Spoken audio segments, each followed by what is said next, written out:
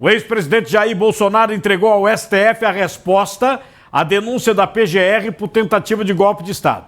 A defesa alega inocência e pede que o caso seja julgado pelo plenário e não pela primeira turma. É uma situação, inclusive, interessante, porque ele já tinha pedido antes e isso foi negado. Então ele pede de novo para julgar pelo plenário. Mas tem muita coisa para rolar, você vai ver.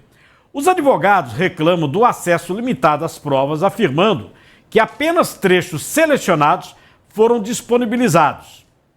Aí são essas gravações, né, a transcrição. Segundo a defesa, o material completo, a análise das provas e a indicação de testemunhas ficam, por isso, comprometidas. É uma reclamação geral, viu? Porque segurado, porque querem condenar Bolsonaro, é evidente. Isso é política, né? Tá muito evidente isso. A condenação de Bolsonaro tem que ser esse ano. Que ano que vem tem eleição. Imagina esse julgamento no ano de eleição. A bronca que é para o Supremo Tribunal Federal. Então querem condenar Bolsonaro esse ano.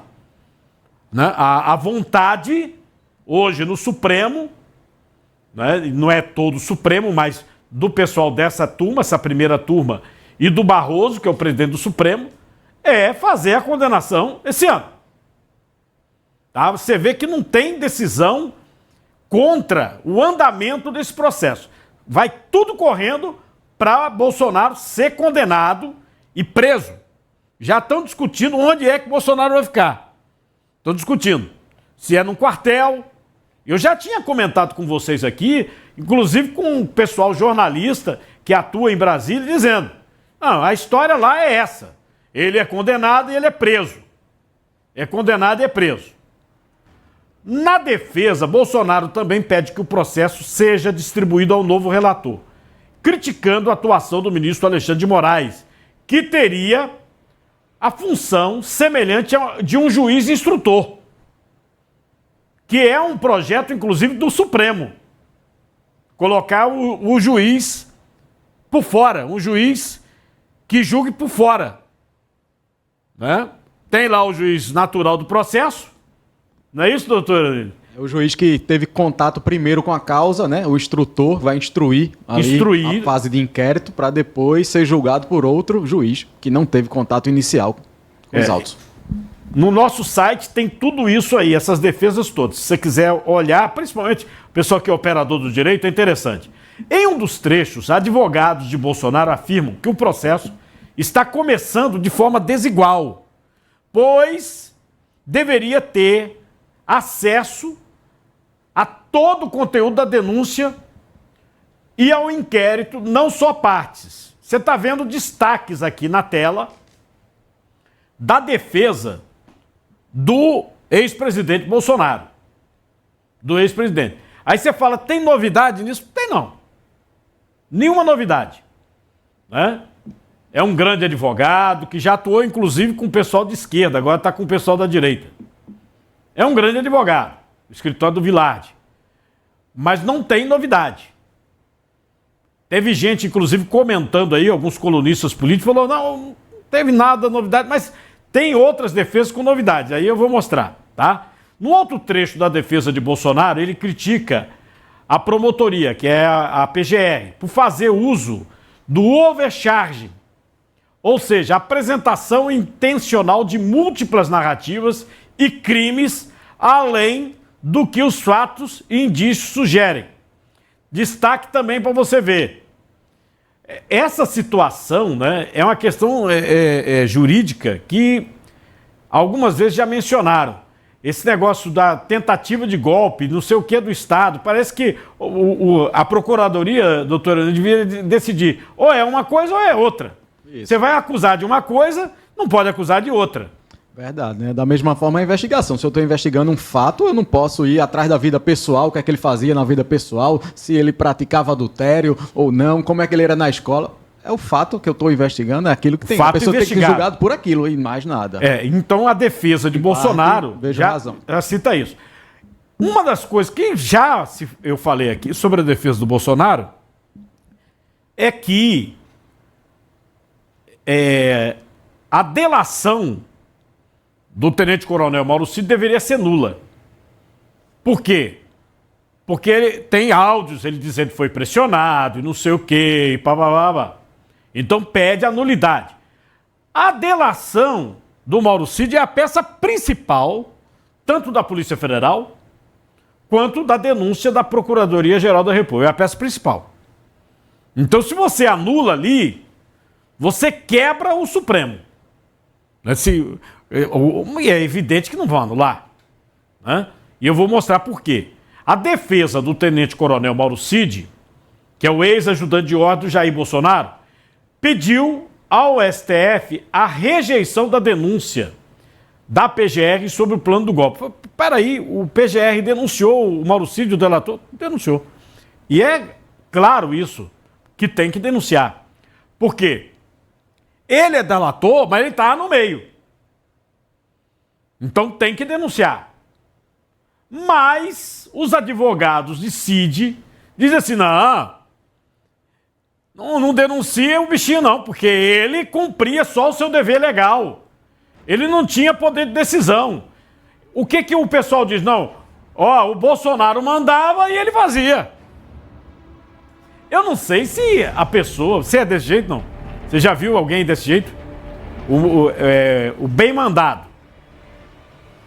Então dizendo que ele tinha que cumprir, porque o cidadão era o presidente da República, é o chefe das Forças Armadas, ele é das Forças Armadas e o Mauro Cid tinha que cumprir o que Bolsonaro fazia. Então, o Mauro Cid diz, não, eu cumpri ordem, fiz nada. Sobre a delação premiada, a defesa de Cid nega qualquer coação e diz que o acordo foi uma decisão planejada com Cid e sua família. O ex-presidente Jair Bolsonaro publicou nas redes sociais aquele áudio, um trecho. Justamente o trecho em que Cid diz que foi pressionado para fazer a delação. Olha o que Bolsonaro publicou, solta. Eles queriam que eu falasse coisas que eu não sei, que não aconteceu e que não vai adiantar. Não adianta. Você pode falar o que você quiser. Eu fiz isso ao que desce. Eles não aceitavam e discutiam. Discutiam que a minha versão não era verdadeira, que não podia ter sido assim, que eu estava mentindo, e eles têm liberdade de ação. Eles já estão com a narrativa pronta. Eles não queriam saber a verdade. Eles queriam só que eu confirmasse a narrativa deles.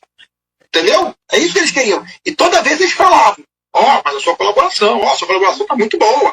Você vai ser... Tipo assim, ele até falou, vacina, por exemplo, você vai ser indiciado por 9 negócios de vacina, 9 tentativas de falsificação de vacina, vai ser indiciado por associação criminosa e mais um termo lá. Ele falou assim, só essa brincadeira são 30 anos para você. Eu vou dizer, pelo que eu senti. Eles já estão com a narrativa pronta deles. Esse aí é o Mauro Cid, o próprio Bolsonaro botou. E é evidente que, depois que divulgaram os vídeos, o Alexandre de Moraes, ele ameaça prender o pai, que é o general, prender a mulher, a esposa, e a filha mais velha, maior de idade, de Mauro Cid. Eu já mostrei aqui o vídeo. Fora o assessor dele, né, que também é juiz, que comunicou a ele que ele quase que... desmaiou, né? Teve um fato que ele desmaiou. Comunicou que a prisão dele foi decretada novamente pelo ministro Alexandre de Moraes. Então ficou nesse puxa-encolhe, né, com delações contraditórias. Numa hora falava uma coisa, entregava fulano, depois entregava ciclano, e depois que levou o aperto entregou Braga Neto. Eu queria ver o depoimento dele, que vai ter que depor em plenário. No júri não tem que depor no plenário, doutor Euronide? Ou não? Nesse caso aí, acredito que sim também. Ele vai ter Vão convocar ele como testemunha. Eu acho. Com certeza. Eu acho. Nem que seja a defesa. Nem que seja a defesa. Mas aí a defesa ou o Ministério Público, será que terá interesse de entrevistá-lo de novo? Talvez, ou tenha medo, né? Mas o que esse homem vai dizer? O que eu vejo aí é um precedente muito perigoso, né? Essa entrevista do Alexandre de Moraes, para ele ser válida, se eu fizesse isso numa delegacia, eu tenho certeza que eu estaria denunciado na corregedoria e seria anulado. Se o senhor ameaçasse prender a mulher de uma pessoa. A mulher, o filho, torcer para ele, ou ele confessava da forma que eu quisesse. Então isso é um precedente muito perigoso que a gente está abrindo aqui no Brasil. Vocês estão vendo aí que é um assunto sério, porque veja só, se o delegado, que é um delegado, né, que também é operador do direito, ele chega para o preso e fala o seguinte: se você não fala aí, eu vou prender tua mulher. Ó, seu pai também vai entrar aqui. A sua filha, a maior de idade, eu vou mandar buscar. Seria um negócio, poderia ser visto até como tortura psicológica. Verdade, né? Esse tipo de ameaça cairia até na nova lei de abuso de autoridade, com certeza. Agora, o ministro todo-poderoso, isso ele falou... A instância superior está permitindo isso, então... Ainda depois não pode reclamar quando o delegado enfiar a mão na cara de um, né? Não, eu tô sendo sincero com vocês. Um juiz de primeiro grau... Juiz de primeiro grau, que já teve caso aí. Teve um caso de uma juíza aí que deu um surto agora, há 2 semanas. Então, justiça é para fazer justiça. Exatamente. Aquele sentimento então, quando lá em cima se permite esse tipo de ato, aqui embaixo vai ter problema.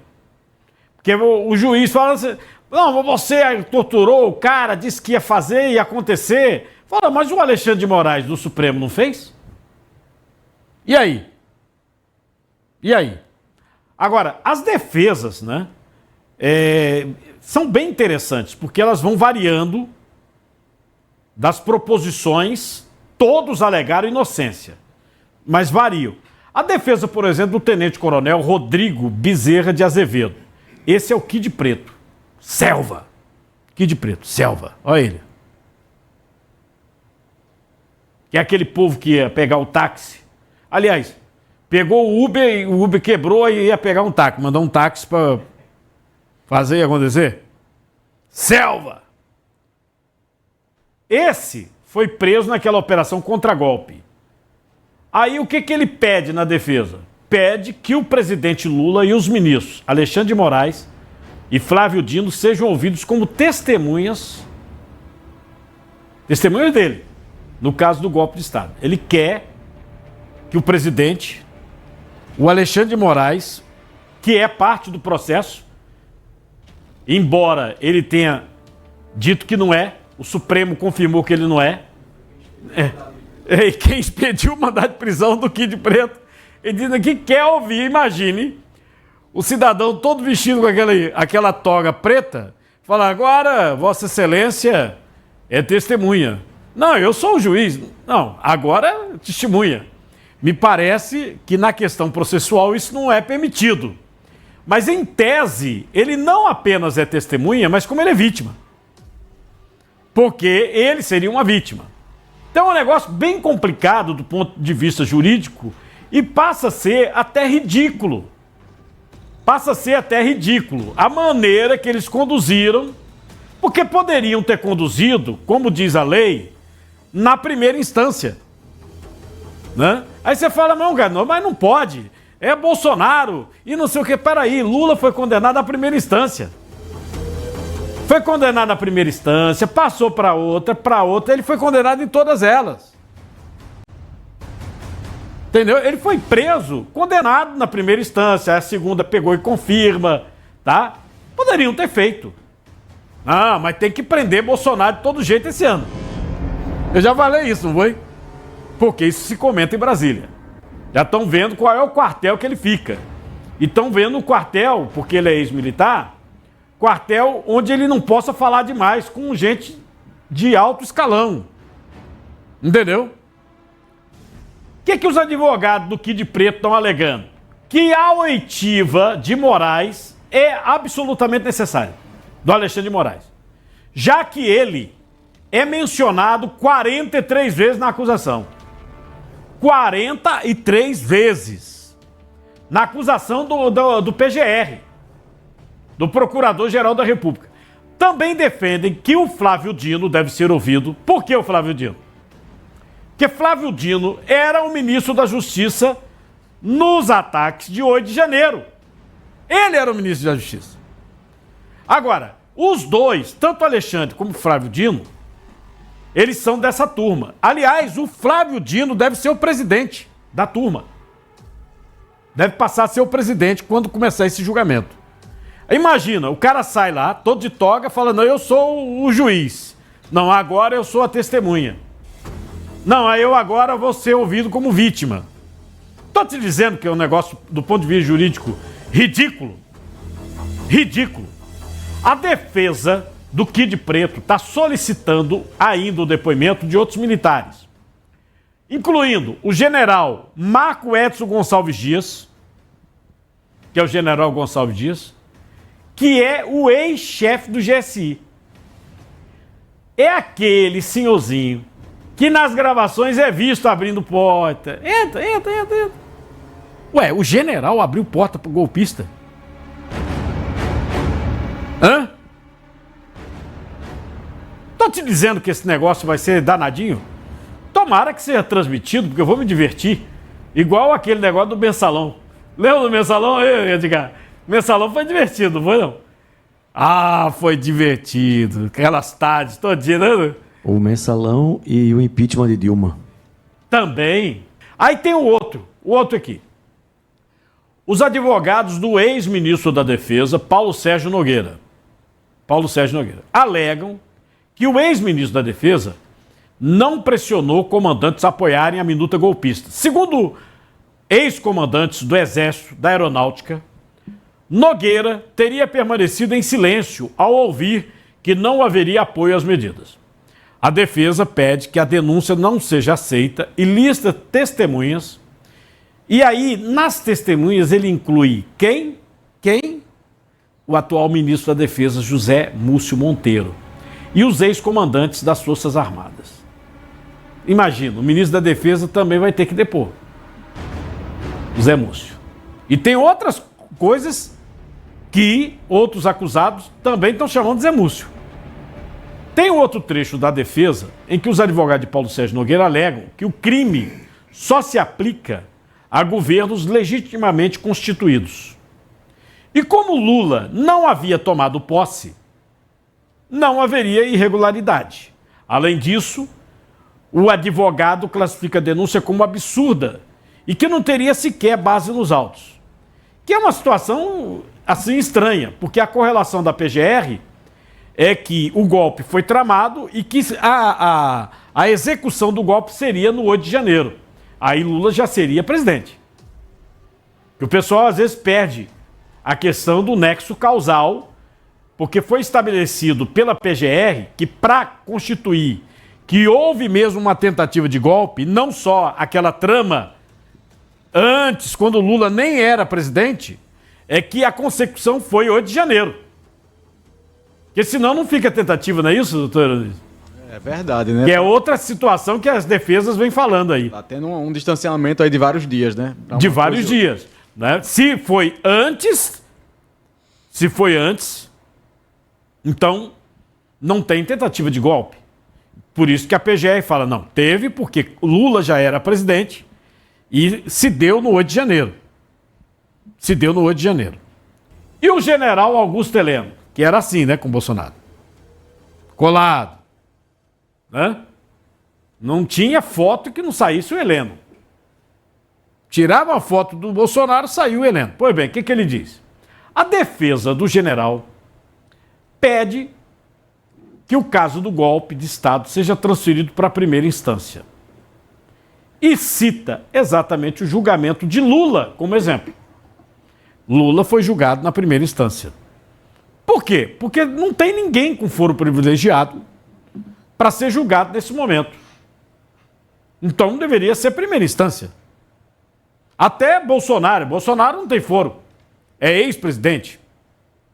O advogado-general Heleno pede a transferência do processo para a Justiça Federal de Brasília, levando em consideração que os denunciados não têm cargo.